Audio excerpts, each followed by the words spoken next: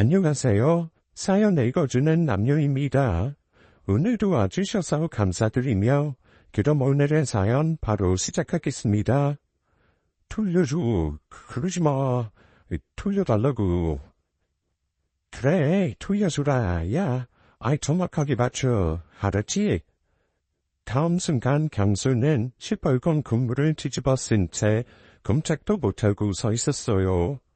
경수의 도시락 반찬 병인 김치병에 빼앗아 이리 돌리고 저리 돌리면서 돌리다가 친구들이 그 김치병을 일부러 경수의 얼굴로 집어던진 것이었습니다. 경수는 김치 국물을 머리부터 뒤집어 쓴 처참한 모습이 되었어요. 하, 진짜 웃긴다. 사진 한 장 찍고 싶어. 경수야, 김치 해봐. 김치. 아씨, 카메라가 없네. 아우, 우리 경수 너무 불쌍해서 어떡해. 제가 다니던 학교는 노는 아이들이 많기로 유명한 학교였어요. 최근에 우리 학교로 전학을 온 경수는 아직 새 학교에 적응하지 못하고 있었죠. 소심하고 착한 성격 탓에 아이들이 놀려도 가만히 있으니 더 타기 싫었던 것 같습니다. 늘 어깨를 움츠리고 다녔는데 그 모습 때문에 안 그래도 마른 몸이 더 왜소해 보였어요. 키만 벌뚱하게 컸지 지나치게 말라서 마치 철사에다가 껌 하나를 꽂아놓은 듯했죠. 거기다 경수는 그 마른 얼굴에 투수가 돋고 커다란 안경을 써서 눈이 거의 보이지 않을 정도였답니다. 안경 원숭이, 우리 반 어떤 아이가 지어 부르기 시작한 경수의 별명이었답니다. 어느 날 경수는 체육 시간에 체육복 없이 교복 차림으로 운동장에 서 있기도 했어요. 누군가가 경수의 체육복을 훔쳐다가 찾지 못할 곳에 감춰버린 것이었죠. 경수는 전학 온 지 한참이 지나도 학교에 적응하지 못하고 겉돌고 있었어요. 그렇다고 공부를 못하는 것도 아니었지만 성격은 내성적이었죠. 경수가 놀림을 받는 것을 볼 때마다 같은 반 친구들 사이에 놀림받는 사람과 놀리는 사람이 따로 있다는 사실이 참 싫었습니다. 더불어 경수에 대한 둔정심으로 마음이 불편해지곤 했죠. 그러던 어느 날이었어요. 학교 문구점 앞에서 못된 아이들이 또다시 경수를 놀리고 있었어요. 그저 묵묵히 학교 길을 걷던 경수를 발을 걸어서 넘어뜨린 거였습니다. 그 바람에 경수는 앞으로 넘어지면서 그만 안경이 코끝에 아슬아슬하게 걸쳐지게 된 것이었답니다. 경수를 넘어뜨린 보탠 친구 중 한 명이 경수의 등에 팔꿈치로 한 대 때리자 안경이 바닥에 떨어져 구르고 말았어요. 안경이 없으면 거의 보이지 않는 지독한 근시인 경수는 바닥을 더듬으며 어떻게든지 안경을 찾아 쓰려고 애쓰고 있었어요. 그것을 목격한 저는 경수에 대한 안쓰러움으로 정말 마음이 아팠습니다. 그렇다고 대놓고 경수를 도와주기에는 그 짓궂은 친구들의 파워가 반에서 너무나 컸죠. 저는 그래도 용기를 내어 그 현장에 슬쩍 지나치는 척하면서 안경을 주워서 경수의 손에 들려주고는 도망치듯이 그곳을 벗어났답니다. 제가 경수를 도와주려고 하는 데는 경수에 대한 안쓰러움도 있었지만 제가 관련된 이유도 한 가지 있었어요. 그것은 저 역시 경수만큼은 아니었지만 별것도 아닌 일로 친구들에게 놀림을 받고 있다는 사실이었죠. 어느 학교에서나 잘 나가는 친구들이 하나씩은 꼭 있잖아요. 우리 반의 윤진이라는 아이는 바로 그런 애였어요. 날씬하고 큰 키에 하얀 얼굴, 그리고 어떻게 보면 갈색으로도 보이고 또 어떻게 보면 까만색으로도 보이는 신비로운 눈을 가진 동화책이나 나올 것 같은 아이였죠. 그런데 제가 왜 놀림을 받았냐고요?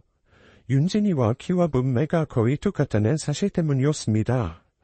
그래서 뒷모습만 보면 윤진이와 저는 흡사하게 보였죠. 그래서 제 별명은 100m 윤진이 또는 작퉁 윤진이었어요.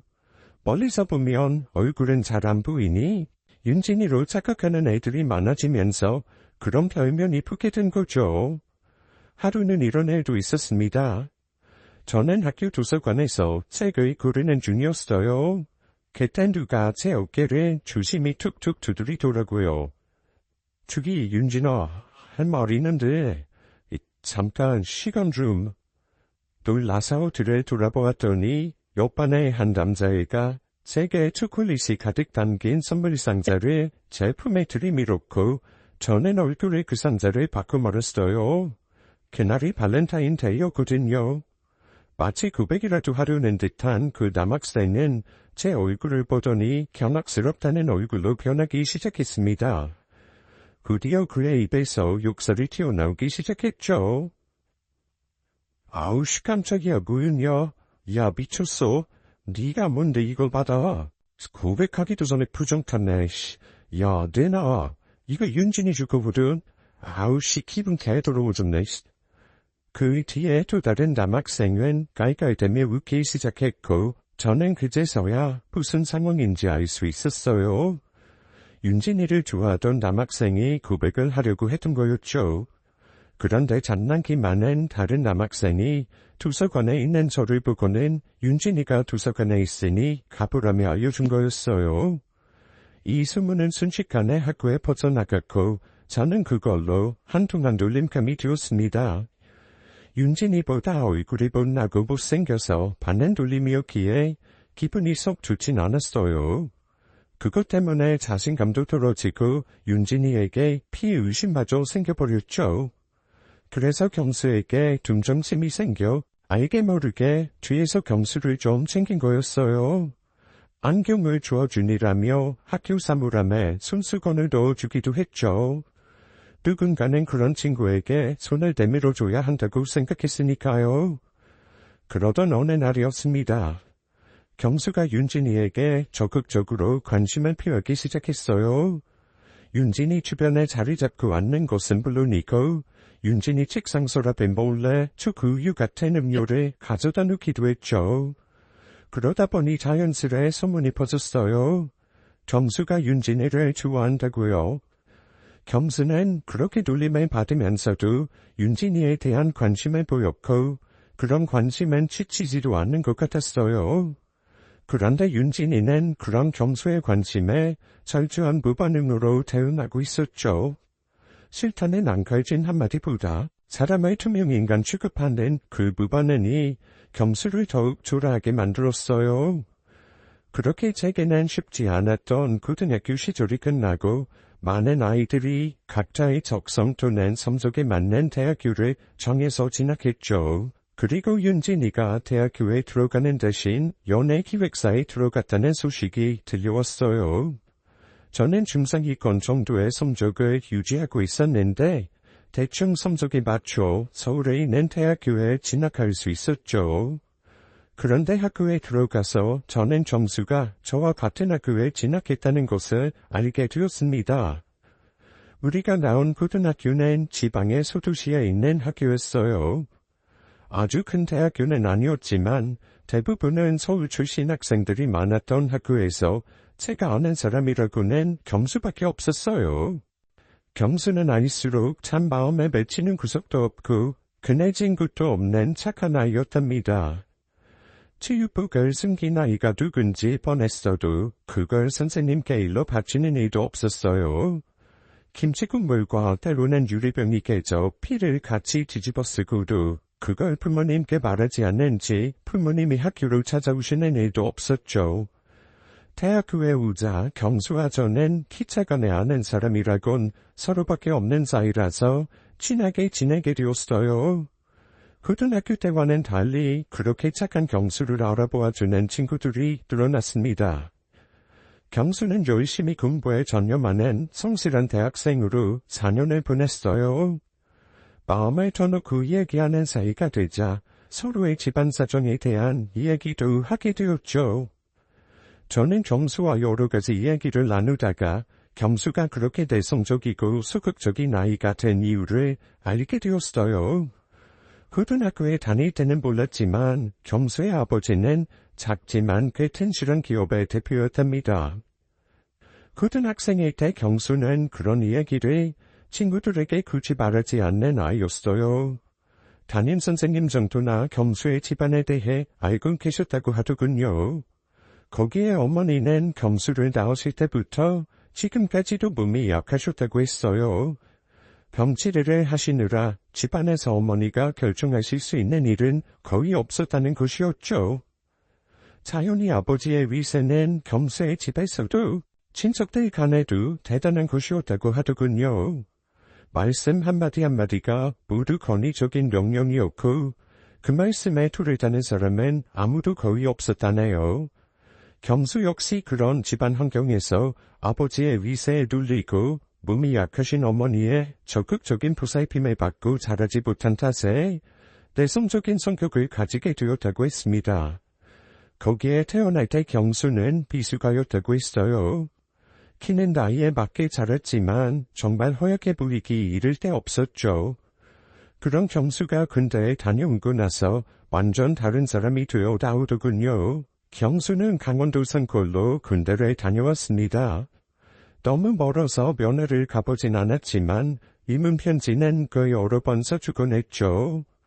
늘 편지로만 소식을 전하다가 경수가 전역하기 직전에 휴가를 길게 나와서 만난 적이 있었어요. 약속 장소에서 기다리는데 웬 모르는 남자가 제게 말을 걸더군요. 인생 최초로 헌팅을 당하는 건가 싶어 심장이 두근거리기까지 하더라고요. 큰 키에 몸도 좋고 남자다운 방역에 이 사람 멋있다라고 생각한 순간 그 남자가 제 이름을 부르더군요. 에이, 희정아, 잘 지냈어? 저는 순간 놀라 그 남자를 빤히 보았어요. 누군데 내 이름을 알고 있지 하고요. 그런데 눈 씻고 다시 봐도 모르는 사람이었습니다. 나야, 경수. 안경만 벗었을 뿐인데 못 알아보네. 헤이, 경수? 네가 경수라고? 저는 놀라서 입도 다물어지지 않더라고요. 그 두꺼운 안경 속에 그런 잘생긴 친구가 숨어있을 줄은 누가 알았겠냐고요. 놀라는 제 모습을 본 경수는 뭐가 웃긴지 계속 기득거리며 웃었습니다. 그날 이런저런 군생활 이야기를 몇 시간 듣고서 헤어지게 되었어요. 군대가 빡세긴 한가 보다. 네 몸이 이렇게 변한 걸 보면 그래도 더 건강해진 것 같아서 보기 좋네. 다음엔 빈간인으로 만나자. 너도 나 없는 동안 잘 지내고 있어. 헤어지는데 이상하게 제가 너무 아쉽더라고요. 헤어지고 집에 와서도 계속 경수의 달라진 모습이 떠올랐습니다. 그런데 그때는 제 감정을 잘 몰랐던 것 같아요. 그저 친구가 잘 되어서 나와서 신기하다라는 마음인 줄 알았죠. 제가 먼저 학교를 졸업하고 사회생활을 시작하게 되었습니다. 저는 귀향을 해서 어느 중소기업에 입사했어요. 회사 생활을 하던 중 동기 모임이 있어서 나간 적이 있는데 그곳에서 재미있는 소식을 듣게 되었습니다. 경수가 학교 후배들에게 인기가 많아졌고 심지어 고백도 몇 번 받았다는 이야기였어요. 그런데 특이한 건 경수가 그 누구와도 사귄 적이 없다는 이야기였습니다. 경수와 친한 저는 경수에게 물어봤어요. 경수도 인기남 듯하며 근데 왜 한 명도 안 사겨? 인기남은 무슨 그런 거 아니야. 그리고 난 좋아하는 사람 따로 있어. 어머, 진짜? 어머머, 누군데? 나중에 알려줄게. 나 대학 졸업하고 취직해서 자리 잡으면 그때 고백하려고. 우와, 멋지다. 너 되게 순정파구나. 그나저나 누군지 진짜 궁금하다. 나만 살짝 알려주면 안 돼? 안 돼. 이제 그만 물어봐. 그렇게 시간이 흘러 경수도 졸업을 하고 기양에서 사회생활을 시작하게 되었습니다. 경수는 여동생들만 둘을 둔 외아들인데 어머니가 몸이 약하셔서 굳이 서울에서 직장을 구하지 않고 기양을 한다고 했죠. 경수는 아버지가 운영하시는 회사에 들어가는 대신 다른 회사에 취직해서 자립하는 길을 택하더라고요. 아마도 권위적인 아버지와 일을 하는 것은 경수의 성격을 더욱 소극적으로 만드는 일이었을 거예요. 겸순의 회사가 제가 다니는 회사와 거리가 가까운 탓에 퇴근 후 자주 저녁을 먹곤 했습니다. 고등학교 시절부터 시작된 인연이 성인이 되어서도 이어지다 보니 둘 사이가 나름 돈독해지기도 했죠. 그러던 어느 날이었어요. 경수가 맛집을 찾았다며 주말에 저를 불러냈습니다. 경수와는 이야기가 잘 통해서 만나자마자 수다스 매경에 빠지곤 했죠. 우리 회사에 겁나 느끼한 김대리님이라고 알지? 쉬는 달만 해도 경리한테 출근되던. 근데 이제 자꾸만 나한테 추파던지는데 미치겠어.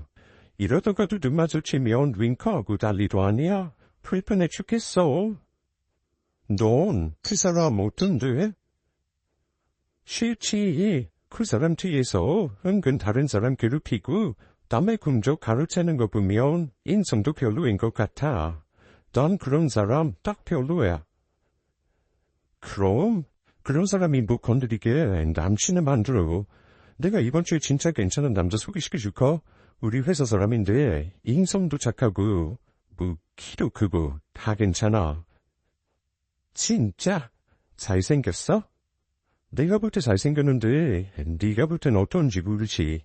그건 네가 보고 판단해. 알겠어. 완전 땡큐. 그럼 이번 주에 보자. 그리고 소개팅 당일에 고급 레스토랑에 나가 경수와 함께 마주보고 앉아있는데 아무리 기다려도 소개팅남이 나타나질 않더라고요. 일단 배가 고파서 스테이크 2접시를 시켰습니다. 경수는 제 스테이크를 먹기 좋게 썰어서 제 앞에다 줬어요. 저는 소개팅남이 오기 전에 일단 편히 밥을 먹어놔야겠다는 생각에 우걱우걱 고기를 입에 넣었습니다.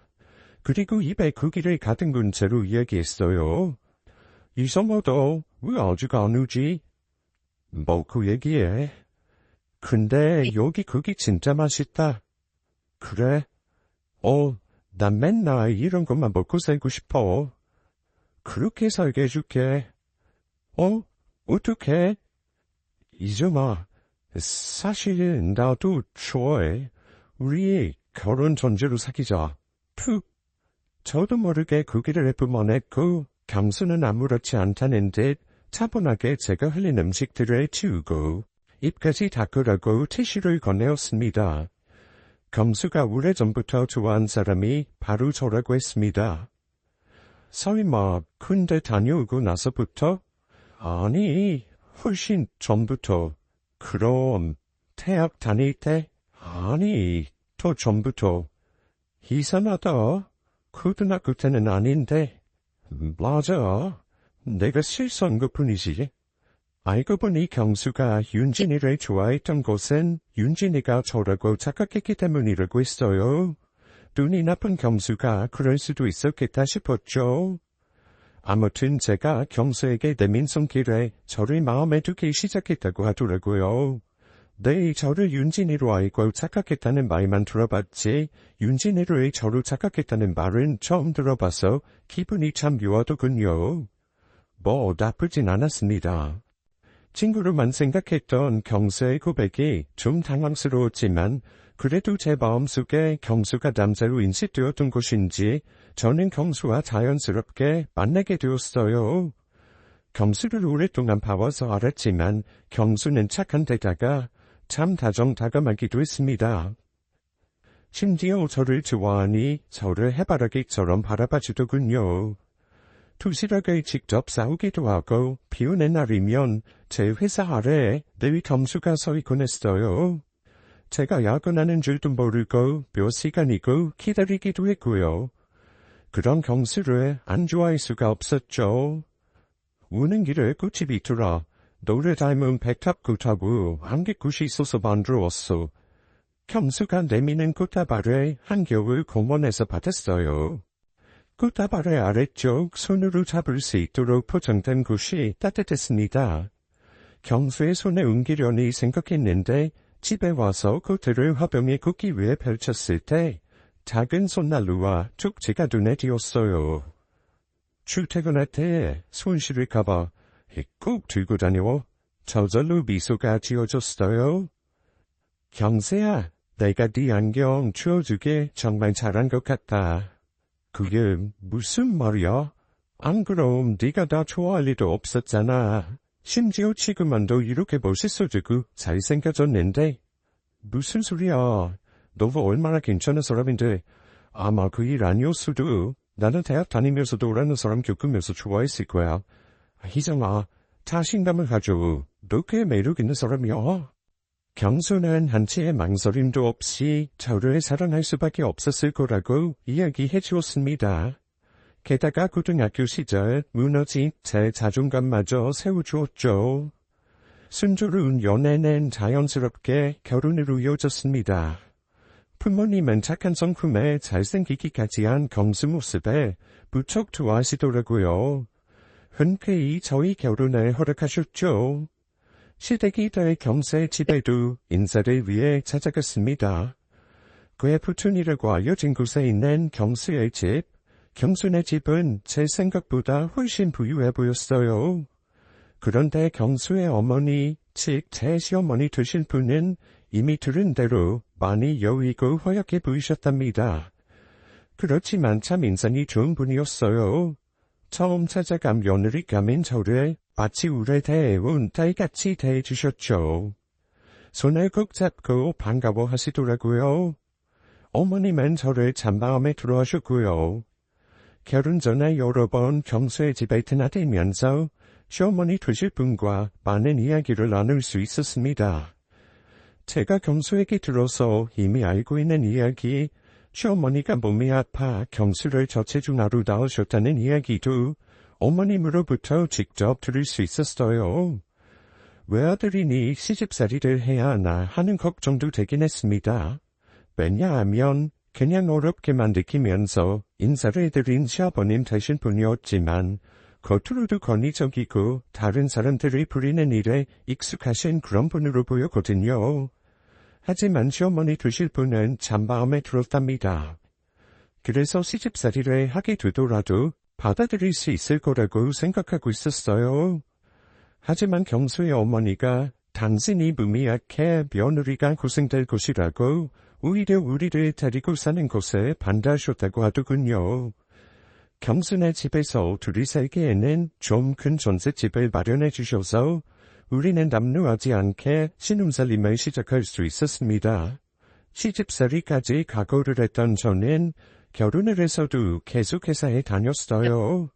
경수가 벌어오는 돈으로 생활을 하고 제가 버는 돈은 모두 저축할 수 있었답니다. 경수는 아버지가 경영하시는 사업체에는 큰 관심이 없어 보였어요. 엘리베이터 부품을 만들고 설치를 하는 그런 사업체였죠. 경수는 그 일이 자신의 적성에 맞지도 않고 아버님이 결코 함께 일하기엔 편한 분은 아니라는 말도 했습니다. 내 월급이 좀 많았다면 너 고생 안 시켜도 됐을 텐데 미안해. 우리 부지런히 일해서 집도 사고 아이도 빨리 갖자. 그렇지만 아버지 회사를 내가 물려받을 생각은 없어. 너 혹시 그게 섭섭하니? 아니, 전혀. 난 자기 선택 응원해. 아버님 그네 아래서 편히 할 수 있는 일 마다하고 자기 일 열심히 하는 거잖아. 당신 멋있어. 다만 자기가 외아들인데다가 아버님도 물려받기 원하시는 거 보면 마냥 끝까지 거부할 수 없을 것 같긴 해. 그래서 나중에 당신이랑 아버님이 부딪힐까봐 그게 걱정이지. 저는 남편의 뜻에 동의해 줬어요. 남편은 남들이 말하는 소위의 애처가였습니다. 제 말이라면 파트로 매주를 쓴다고 해도 믿어주었고 제가 조금만 아프기라도 하면 회사에 출근하고 나서도 밥은 먹었냐 약은 먹었냐 친정에 가 있어라던 데는 거의 10분에 한 번씩은 전화를 해서 저를 챙기곤 했어요. 오로지 제게만 관심이 있는 남들이 부러워하는 남편이었죠. 거기다 남편은 회사에서 성실하게 경력을 차곡차곡 쌓으면서 입사 초기에 비해 월급도 꽤 들었어요. 시집에서 마련해 주신 전셋집 보증금이 있었고 제가 버는 돈을 고스란히 저축할 수 있었기 때문에 우리는 비교적 빨리 아담한 우리 집도 마련할 수 있었습니다. 비슷한 시기에 결혼한 친구들 중에서 우리가 제일 먼저 집을 마련했다고 친구들이 부러워하더군요. 저는 둔창들 모임에서 어깨를 한껏 세울 수 있었답니다. 여자 둔창들이 따로 모이는 자리에서는 특히 그랬어요. 그러던 어느 날 둔창들 모임에 한 번도 나타나지 않던 윤진이가 모임에 나왔더라고요. 그리고는 대뜸 제게 말을 걸었습니다. 너 겸수랑 결혼했다는 게 사실이니? 왜? 아니, 그냥 내가 모임에 거의 나오지 않다 보니 그 소식을 이제 들었네. 안경문순이 겸수한테도 짝이 있었구나. 윤진이는 여전히 고등학교 때 잘 나가던 그 모습 그대로였어요. 겸수와 결혼한 저를 마치 깔보듯이 이야기하는 것이었습니다. 그런데 겸수가 옛날에 다 좋아하지 않았었나? 어머, 혹시 아직도 나 무디져서 짝퉁인 너랑 결혼한 거 아니야? 그런 거면 완전 소름인데. 야, 김윤진, 너 말이 너무 심한 거 아니야? 언제적 얘기 꺼내서 분위기 이상하게 만드냐? 너 그런 헛소리 할 거면 그만 들어가라. 조크야, 조크. 그냥 한 농담에 웬 급발진? 그런 앤돈, 더 좋다는 애들 많았는데 너무 고르는 거 아니야? 하긴 힘을 하나가지고 마음에 드는 신랑을 얻긴 힘들지. 윤진이의 그런 말에 기분이 나빠져서 한마디 해주었어요. 모임의 분위기가 조금 묘해지는 순간 한 친구가 입을 열었습니다. 그래도 따지고 보면 희정이가 위너야. 경수 잘생겼지. 게다가 중소기업 대표 아들이잖아. 희정이가 진짜 시집 잘 갔어. 그 말에 윤진이 관심을 보이더라고요. 그러면서 경수와 결혼한 저를 조금 시기하는 느낌마저 받았습니다. 나 오늘 고등학교 여동생들 모임에 갔다 왔는데 누가 왔는지 알아? 윤진이가 왔더라고 글쎄. 여전히 눈이 부시더라. 그런데 거만하고 건방진 것도 그대로였어. 안 궁금해? 남편의 기분이 나빠질까봐 남편과 결혼한 사실을 가지고 윤진이가 저를 깔보듯 하더라는 이야기는 하지 않았어요. 남편은 더 이상 윤진이 이야기에 관심이 없다는 듯이 TV의 스포츠 중계로 시선을 돌려버렸습니다. 그런데 그날 이후 달라진 게 하나 있었어요. 남편이 자기 관리를 시작한 거였죠. 어느 날부터 헬스클럽에 다니고 아침마다 2, 3km씩 달리기를 하는 등 몸을 만들기 위해서 할 수 있는 그야말로 피나는 노력을 하더라고요. 근데 다녀온 이후에도 몸이 좋아지긴 했지만 좀 더 신경 쓰더라고요.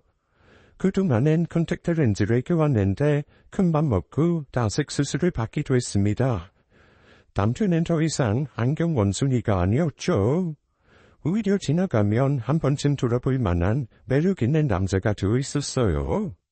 그러던 어느 날 남편도 함께 둔창회에 나가게 되었습니다. 야, 김수, 너 볼수록 기적이다. 어떻게 사람이 이렇게 달라질 수가 있지? 우리 안방 많이 모시고 다니기에 부끄럽지 않더라고. 내가 노력을 좀 했지. 대답도 역시 애처가다운 것이었어요. 여기에 더하여 남편의 집안에 대해 알려주기 시작하면서 남편을 놀리던 아이들은 조용히 남편의 눈치를 보기도 했습니다. 남편에게 와서 사과하는 친구도 하나둘 생기더라고요. 정말 행복하고 평온한 일상이 계속되었어요. 저는 집을 마련한 후에 계획대로 아이를 갖기 위해 노력했습니다. 그런데 우연 피임을 해서일까요? 아이가 쉽게 생기지 않더군요. 그 와중에 시아버지는 빨리 손주를 안겨달라고 그 권위적인 말투와 명령수로 말씀하셨어요. 아이를 원하는데도 생기지 않으니 그것도 큰 스트레스더군요. 그래서 친구들과 전화로 수다를 떨며 스트레스를 풀곤 했습니다. 저는 전화를 걸어서 2시간이 넘게 수다를 떨고는 자세한 이야기는 만나서 하자는 그런 평범한 아줌마가 되어가고 있었죠. 그러던 어느 날, 그날도 고등학교 둔창 모임이 있던 날이었어요. 저와 남편은 부부 동반으로 참석했고 어떤 아이는 결혼할 사람을 데리고 와서 친구들에게 인사를 시키기도 했습니다. 물론 아직 혼자인 아이들은 또 혼자인 대로 참석했고요. 그런데 그날은 둔천부임에 그렇게 자주 모습을 나타내지 않던 윤진이가 또 나왔더라고요. 모두들 오랜만이야. 다들 여전하구나. 근데 저 훈남은 누구야? 우리 반에 저런 애가 있었나? 경수잖아, 최경수. 뭐? 그 안경 원숭이? 아, 경수야, 잘 지냈어? 너 멋있어진 것 같아. 야, 윤진아, 네가 웬일이야? 둔천 부임에 다 오고 그동안 얼굴 안 보이더니. 혹시 그동안 둔천 부임 나와서 나 찾았던 거야? 네가 그런 줄 알았으면 더 일찍 나올걸? 너 요즘 무슨 일을 해? 나 모델링도 하고 사업도 하고 이것저것 하지. 그래? 이것저것 뭐? 뭘 이렇게 꼬치꼬치 물어? 혹시 나한테 관심 있어? 뭐 유부남이긴 하지만 너 정도면 싫진 않네. 그 말엔 남편은 한쪽 입꼬리를 올리며 살짝 웃었습니다. 순간 제 마음에 불안함이 밀려왔어요. 저는 남편 옆으로 가서 말했습니다. 당신 뭐야? 지금 둘이 무슨 얘기해? 아니야, 얘기는 무슨. 저는 남편을 다른 부리 쪽으로 데리고 갔고 본능적으로 윤진이와 남편을 떨어뜨려 놓았어요. 뭔가 모르게 신경이 거슬렸지만 그날 모임은 무사히 끝나고 다들 흩어졌습니다. 그렇게 모임에 다녀온 그쯤에 저는 몸에 이상이 있다는 사실을 느끼고 있었어요. 얕은 기침과 미열이 나는 증상으로부터 시작해서 나중에는 열도 심하고 기침도 심해서 일주일 가까이나 집에서 쉬어야 했답니다. 약 먹고 입을 푹 뒤집어 쓰고 좀 자. 그리고 이번 기회에 직장을 그만두는 것도 좋을 것 같은데 이제 12살 만했고 내가 벌어오는 돈 가지고도 생활이 충분하잖아. 직장 그만두고 집에서 살림만 하라는 거 아니고 돈이 안 되더라도 너 하고 싶은 일을 찾아서 하는 게 어떨까? 남편은 이렇게 다정하게 말해주었어요. 하지만 이제 아이가 생기면 돈이 들어갈 일도 많아질 것이고 너무 이른 걱정이긴 했지만 풍요로운 노후를 위해서 준비도 미리 해두고 싶었죠. 굳이 그만둘 일이 없는 직장을 그만두는 것은 좀 아니다 싶어서 남편의 의견에도 불구하고 계속 직장에 나갔습니다. 그러던 어느 날 친정어머니가 말씀하셨죠. 예, 너 혹시 애 들어선 것 아니니? 에이, 설마. 그렇게 친정어머니의 손에 이끌려 산부인과에 가게 되었어요.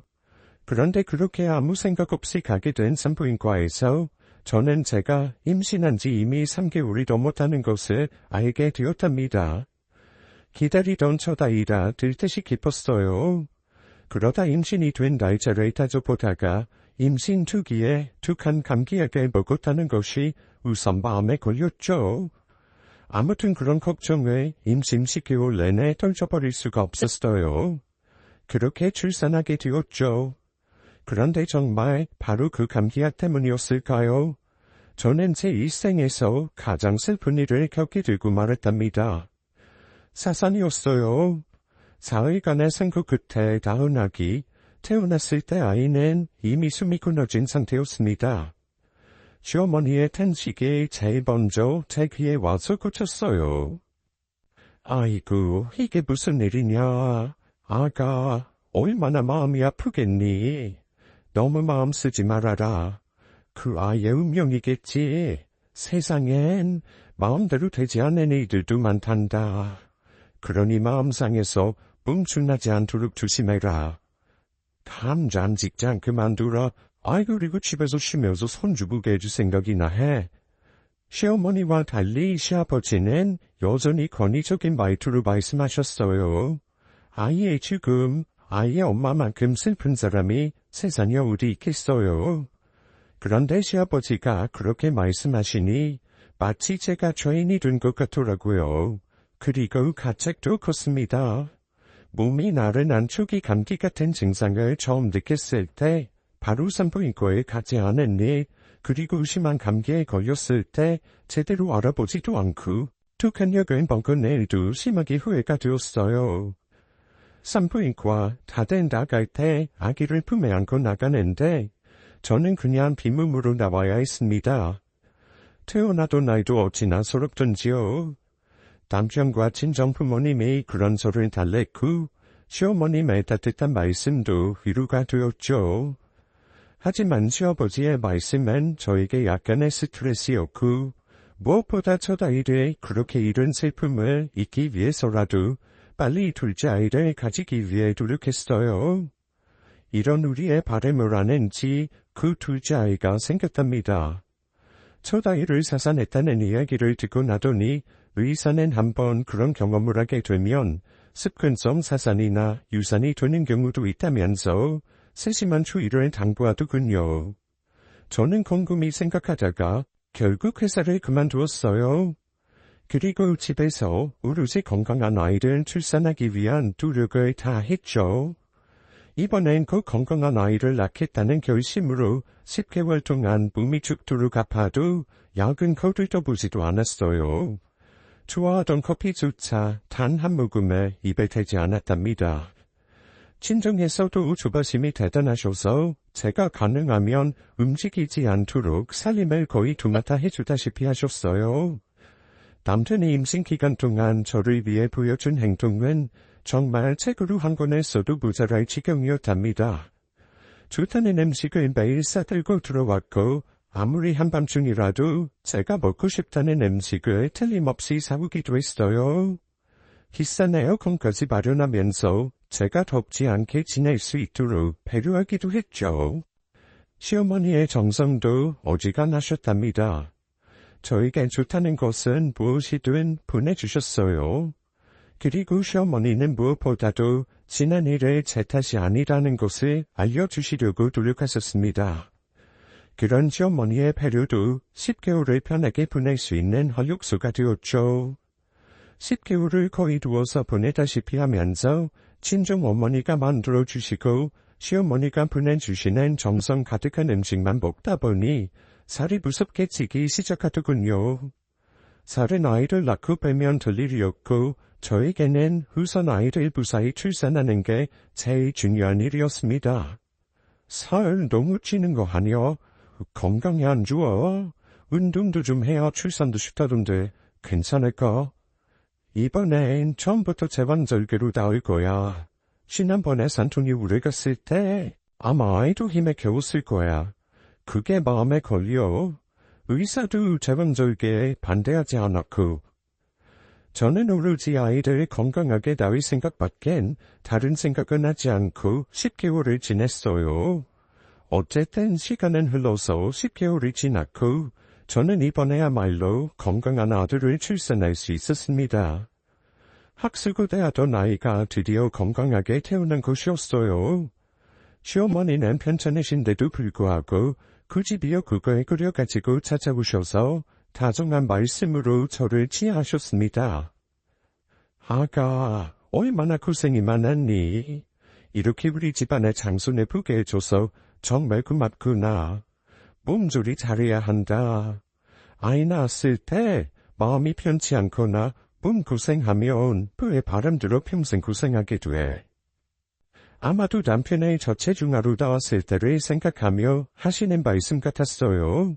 이제서야 우리 부부를 둘러싼 모든 것이 완벽하게 돌아가는 것 같았고 고등학교 때 친구들 중 여전히 연락이 닿는 동창들의 모임에도 자주 나갔어요. 결혼하는 친구들이 점점 많아지면서 부부 동반 모임도 많아졌죠.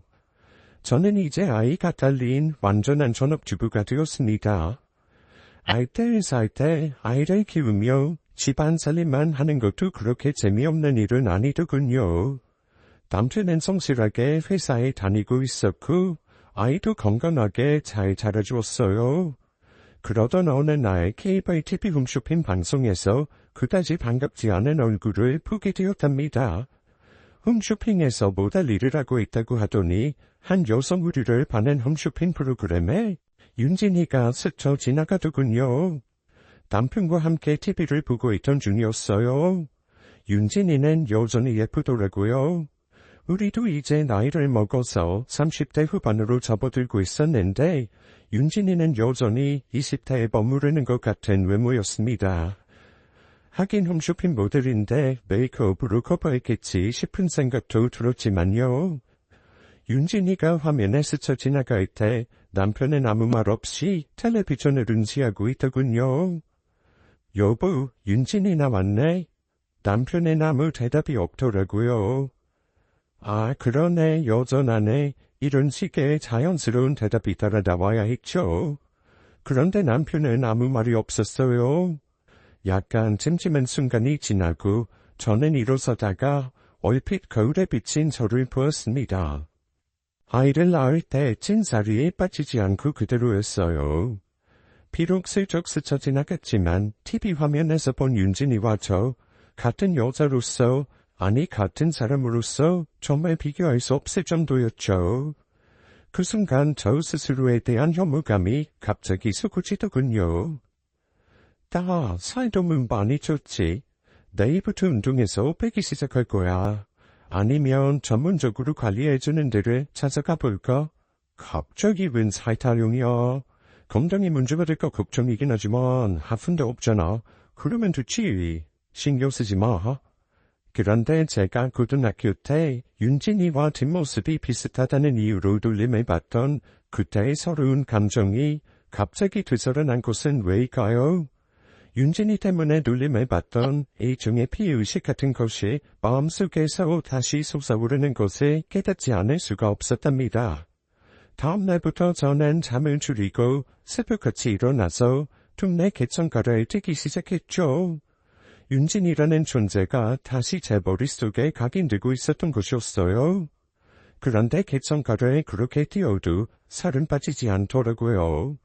운동을 하면 입맛이 좋아졌달까요? 먹는 것이 되면서 오히려 살이 더 찌고 있었습니다. 신경 쓰지 말라던 남편도 드디어 한마디 했어요. 요즘 들어서 당신도 살이 찌는 것 같아. 성인병의 원인이 된다고 하는데 걱정 많이 돼. 좀 빼도록 해봐. 왜? 전에는 괜찮다고 하더니만 이젠 태도가 달라졌네. 이제야말로 쳐다보기가 싫어진 모양이지? 누구하고 비교된다는 얘기 아니야? 늙기에는 그렇게 들리네. 비교? 무슨 비교? 누구하고 비교를 해? 윤진이 얘기가 바로 목구멍 앞까지 넘어왔지만 언급하는 것이 오히려 자존심을 상하게 하는 일이라고 생각했죠. 저는 나오려던 말을 그냥 꿀꺽 삼켜버리고 말았어요. 그리고 내일 저녁 후에 하던 대로 과일을 깎아서 한 접시를 남편 앞에 가져다 두었습니다. 그리고 남편이 과일 한 쪽을 집어대자 저도 한 쪽을 집어서 먹기 시작했죠. 과일에 당분이 많아서 밤에 먹는 것이 별로 좋지 않다잖아. 살찌는 거 걱정하는 사람이 밤에 과일을 왜 먹어? 다른 거 먹고 싶은 거 없어? 다른 거 사다 줘? 아픈 마음이 이제 나오네. 먹는 것도 꼴보기 싫다 이거지? 윤진이랑 티구가 너무 확실하게 되는 모양이지? 다음 순간에 저는 제 눈과 귀를 의심하고 말았어요. 남편같이 저 나이 순하고 착한 사람이 과일 접시를 뒤집어 엎고 있었거든요. 도대체 무슨 말도 안 되는 생각을 하는 거야. 내 머릿속에는 오직 당신하고 우리 가정밖에 없다는 걸 누구보다 잘 알면서 어떻게 그런 이야기를 할 수가 있어. 고등학교 때부터 남편을 보아봤지만 이런 모습은 정말 처음이었습니다. 너무나 놀라서 당장 입이 떨어지지 않을 정도였어요. 그저 눈앞에 벌어진 상황 앞에서 이러지도 저러지도 못하고 멍하니 서 있을 밖에요. 미안해. 내가 요즘 회사에 신경 쓸 일이 좀 있다 보니까 예민해졌었나 봐. 정말 미안해. 많이 놀랐지? 남편의 달래는 말에 간신히 정신을 차릴 수가 있었죠. 그러고 나서 남편은 엎어진 과일 접시를 자신이 다 수습했어요. 남편은 제가 진정할 때까지 저를 계속 달래고 다투겠습니다. 그렇게 그날은 넘겼죠. 그리고 남편은 이 일이 있기 전과 똑같은 다정다감한 남편이자 아이 아빠의 모습을 보여주었어요. 그렇지만 저는 어느새 거울을 습관적으로 쳐다보게 되었습니다. 거울 속에는 분명히 구두 비만으로 보이는 낯선 아줌마가 하나 서 있었어요. 마치 낯선 사람이 집에 들어와 있는 느낌이었죠. 화장품도 명품 화장품들로 바꾸고 집에서 멀리 떨어져 있었지만 명성이 자자한 비만관리샵에 두 드나들게 되었습니다. 먹는 것도 하루에 밥 한 공기와 샐러드만 먹었어요. 그런데 결코 평생 동안 이렇게 먹고 살 수는 없는 일이었죠. 그래서 도저히 배고픔을 견디지 못할 때 심한 갈등 끝에 결국 커다란 양푼의 밥과 있는 반찬을 모두 쓸어 넣고 쏙쏙 비벼서 한 그릇에 다 비우곤 했습니다. 굶다가 갑자기 폭식을 하게 되는 것, 다이어트 하는 사람들이 말하는 요요현상이라는 것을 불러오는 지름길이라죠. 열흘을 굶다시피 하다가 먹는 한 끼가 고스란히 두루살로 돌아왔고 몸무게는 전보다 오히려 더 들어 있었습니다. 그러면서 부부 동반으로 가야 하는 모임에 가는 것도 기피하기 시작했어요. 오늘 회사 사람들과 부부 동반으로 하는 저녁 식사 모임 있으니까 준비해. 꼭 부부 동반으로 가야 하는 거야. 나 안 가면 안 돼.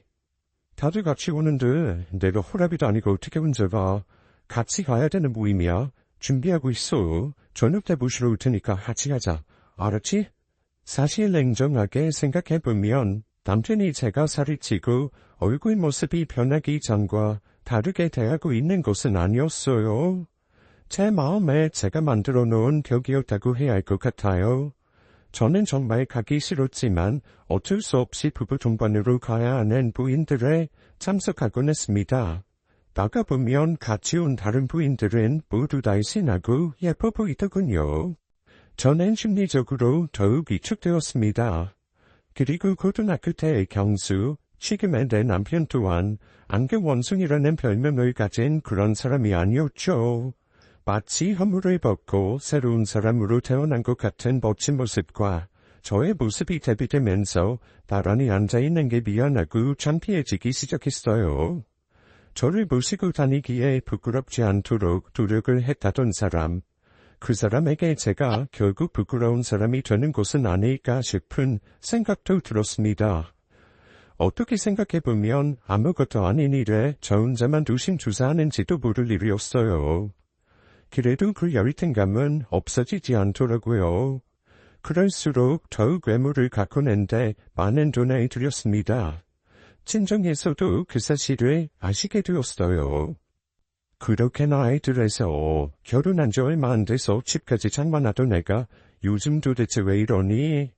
아무리 네가 벌어서 저축한 돈이라고 하지만 돈 이렇게 쓰는 건 주부가 할 짓이 아니야. 정신 좀 차려라. 도대체 왜 이래? 엄마, 나 어떻게든지 살 빼서 애 낳기 전 모습으로 돌아갈 거예요. 최서방이 변한 내 모습 때문에 저를 외면하는 것 같단 말이에요. 최서방이 뭐라고 하든 아니면 무슨 딴짓이라도 하고 다닌다는 거냐? 친정어머니의 말씀처럼 남편이 제 외모에 대한 불만을 표시하거나 더 나아가 친정어머니가 말씀하시는 딴짓을 하고 다닌 것은 절대 아니었어요. 아닌 줄 알면서도 자꾸 그렇다고 생각하게 되는 일, 그게 더 문제라면 문제겠죠. 남편이 TV에 열중하고 앉아있는 일, 흔히 일을 마치고 귀가한 남자들이 하는 일임에도 불구하고 그것도 저를 외면하는 것으로 생각되었답니다. 날이 갈수록 이런 증상은 심해졌고 드디어 남편에게 대놓고 그런 심증을 표현하기 시작했어요. 당신 나한테 말 안 붙인 지 오래된 거 알아? 집에 오면 그저 TV에만 매달리고 그렇지 않으면 늦게 들어오고 당신 편한 거 스스로도 알 거야. 별 말을 다 들어보겠네. 내가 변하긴 뭐가 변해. 나 집에 오면 스포츠 중계 방송 보는 것이 하루 이틀 된 것도 아니고. 늦는 거야. 이 때문에 어쩔 수 없이 늦는 거지. 나도 밖에서 늦게까지 일하는 거 싫어. 당신하고 우리 아들 있는 집에 바이워서 쉬고 싶다고. 눈에 보이는 뻔한 거짓말 하지 마. 말 안 한다고 모르는 거 아니야. 내가 뚱뚱하고 못생겨지니까 마음 편한 거 다 안다고. 그렇게 따지자면 나하고 결혼한 지가 더 이상 같아. 인물로 따지자면요. 고등학교 때 나만큼 못난 사람도 찾기 어려웠지. 그런데 나하고 왜 결혼했냐? 그러는 내가 그동안 노력을 해서 모습이 바뀌어서 나하고 계속 사는 거야. 남편은 이렇게 논리적으로 침착하게 대꾸하는 것이었어요. 말로는 어떻게 반박할 도리가 없었죠. 그 순간에도 제 마음속에서는 두 사람의 제가 번갈아 속삭이고 있었어요. 내가 뚱뚱해지니까 겸수가 마음이 변한 거야. 내가 안 보는 데서 무슨 짓을 하는지 그거야 알 수 없는 일이지. 그리고 윤진이를 아직 무디고 있는 게 틀림없어. 겸수 달라진 데 한 구석도 없어. 나 스스로 그저 예전의 나와 다른 지금의 나에게 적응 못하는 것뿐이야. 아무 걱정 없이 잘 살고 있었잖아. 도대체 뭐가 문제라서 이렇게 분란을 만드는 건데. 남편은 그런 제 마음을 아는 듯 저를 다독였어요. 남편은 변한 것이 없었지만 아마도 제 마음속에 남아있던 윤진이로 인한 놀림감이 되었던 그 좋지 않은 기억이 또 되살아났기 때문이었을 겁니다. 그 쓸데없는 피해의식이 고개를 들면서 왠지 눈물이 솟더군요. 그렇게 훌쩍훌쩍 혼자 울다가 전화벨 소리에 퍼뜩 정신이 났습니다. 친한 고등학교 동창이더군요. 친한 친구들 중에 유일하게 결혼을 못하고 있던 주영이라는 친구의 결혼 소식을 알려오는 전화였어요. 약 1시간쯤 후에 결혼한다는 그 친구한테서 전화가 왔고 진심으로 축하의 말을 전했죠. 한 달 후에 다시 부부 동반으로 가야 하는 동창 모임이 생겼다는 것이 마음에 걸렸지만 그 결혼식에 안 가볼 수는 없었어요. 그런데 그 한 달 사이에 시댁과 우리 집이 발칵 뒤집힐 만한 사건이 생기고 말았답니다.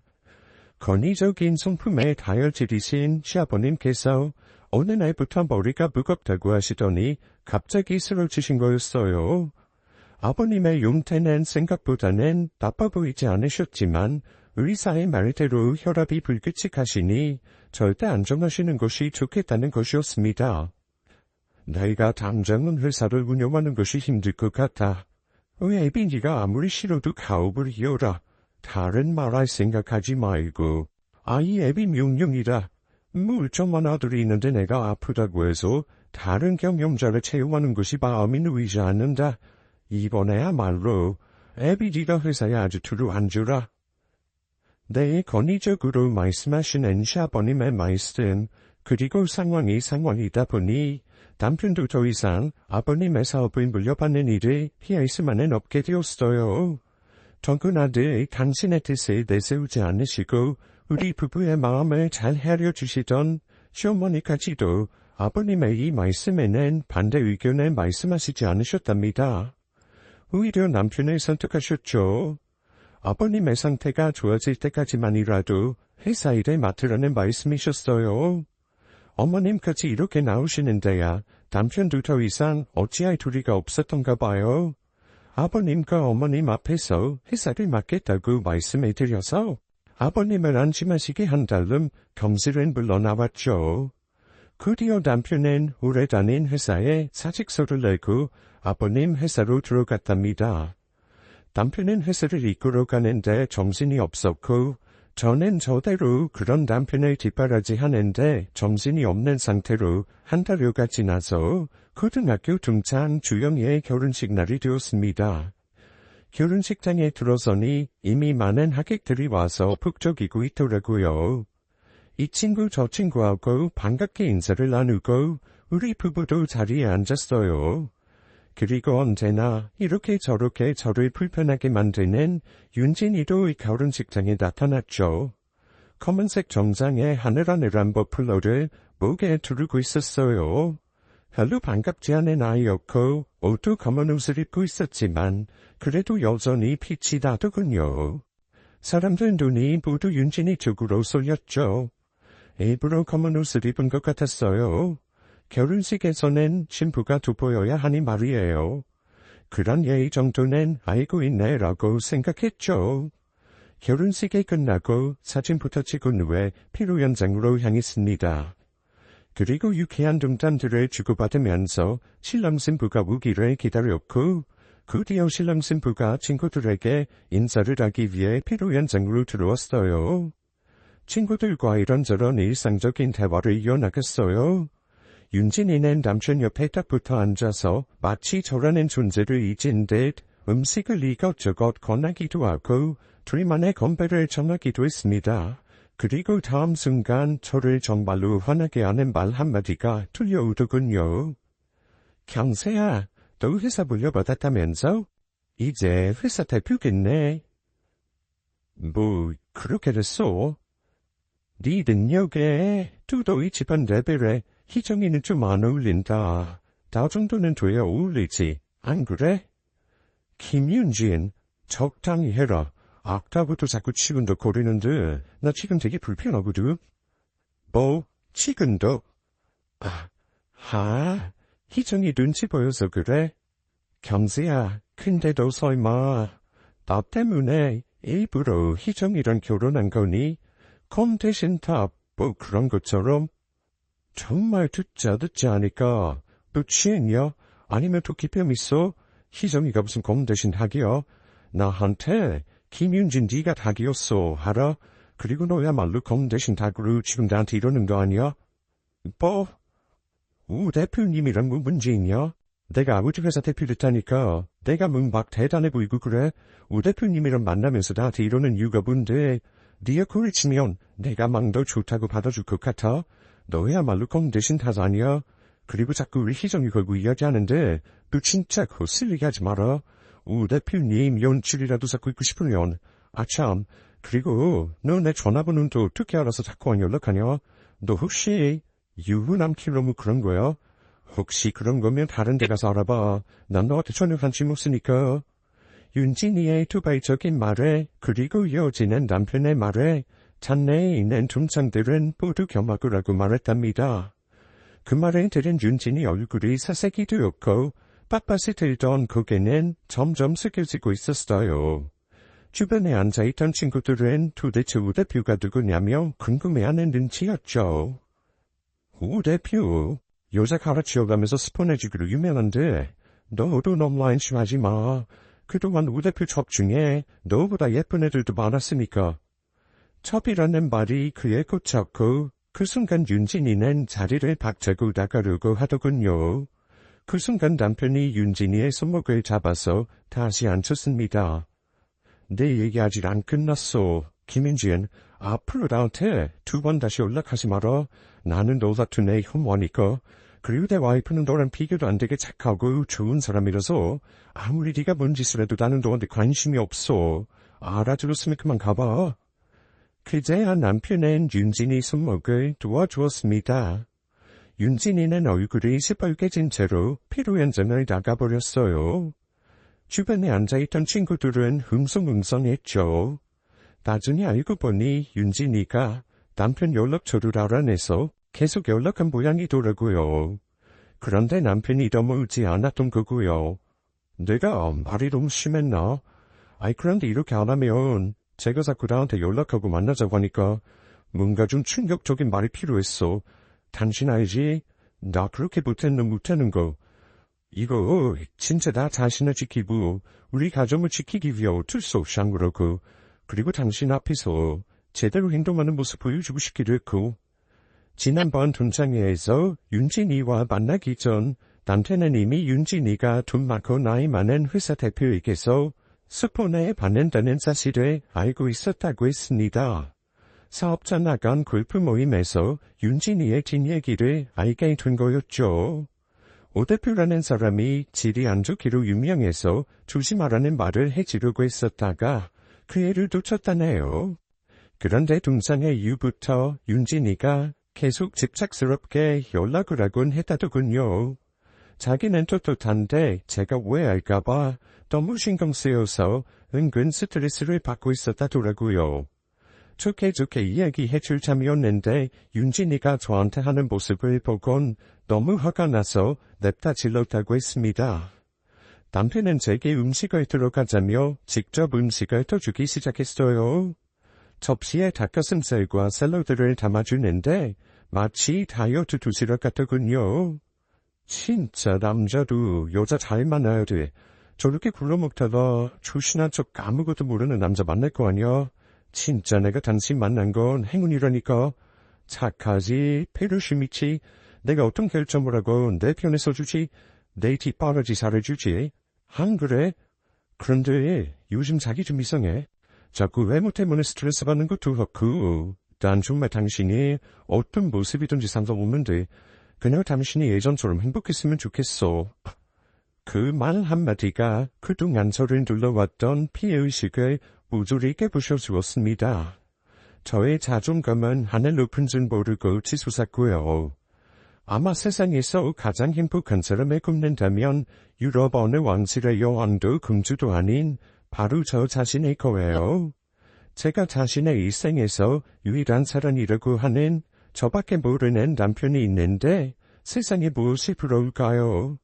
저는 남편이 저를 위해 새벽길을 달리기 시작했을 때의 마음으로 남편과 새벽에 둔내의 개천걸을 같이 뛰었답니다. 앞서거니 뒤서거니 하면서 개천편을 뛰면서 같이 운동을 했죠. 남편이 말했었어요. 자신이 어떤 결정을 하던 응원해준 사랑하는 아내의 건강을 위해서 이 새벽길에 달리고 있다고요. 동창들 중에서 제일 시집 잘 간 그 모습이 어떻건 먼저 제가 저 자신을 사랑해야겠다고 생각하게 되었답니다. 그것이 바로 동창들 앞에서 당당히 아내에 대한 흔들리지 않는 신뢰의 마음을 밝힌 남편, 내 남편에게 앞으로 더 좋은 아내가 되는 길이라고 생각했어요. 오래전 이야기지만 여기까지 남편과 저, 그리고 고등학교 때 남편의 첫사랑을 둘러싼 이야기를 들려드렸네요. 결국 남편은 아주 절대적으로 제 편이었죠. 새벽녘 개천걸을 달리는 남편과 저를 많은 친구들이 응원해줬어요. 그리고 남편의 진심을 보다 확실하게 알게 된 저는 그 오래 묵었던 윤진이에 대한 피해의식을 깨끗하게 정리할 수 있었답니다. 남편과 제가 이렇게 확실한데 윤진이 따위가 어떻게 우리 사이에 조금이나마 끼어들 수 있겠어요. 긴 사연 들어주셔서 감사합니다. 지금까지 사연 읽어주는 남녀였습니다. 끝까지 시청해주신 여러분 감사드리며 저희는 다음 사연으로 돌아올게요. 감사합니다.